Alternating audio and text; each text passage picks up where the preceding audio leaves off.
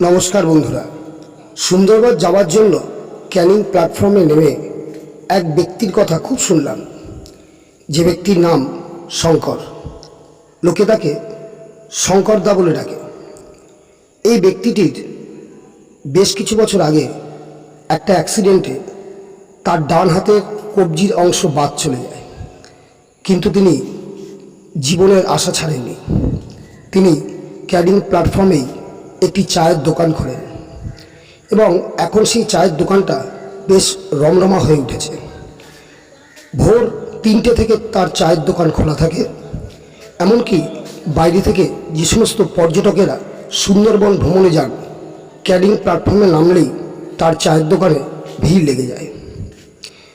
তো সেই শঙ্করদার চায়ের দোকানে আমি চা খেলাম। সত্যি চায়ের গন্ধে মনটা ভরে গেল।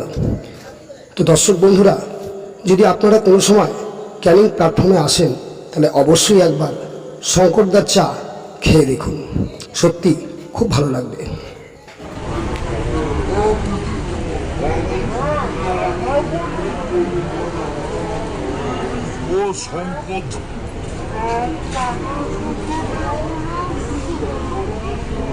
এটা কি হচ্ছে?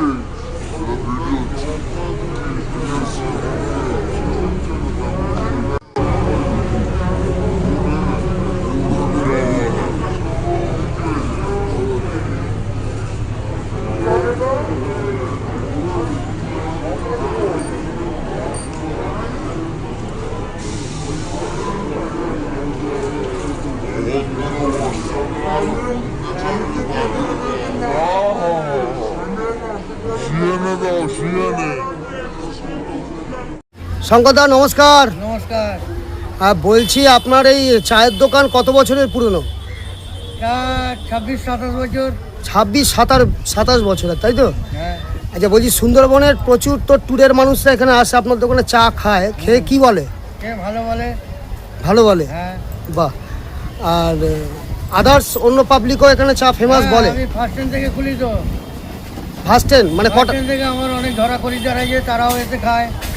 আচ্ছা আচ্ছা, সবাই খুব জনপ্রিয় বলে, আমিও শুনলাম স্টেশনে এখানে খুব জনপ্রিয় আপনার চা। ঠিক আছে দাদা, খুব ভালো লাগলো।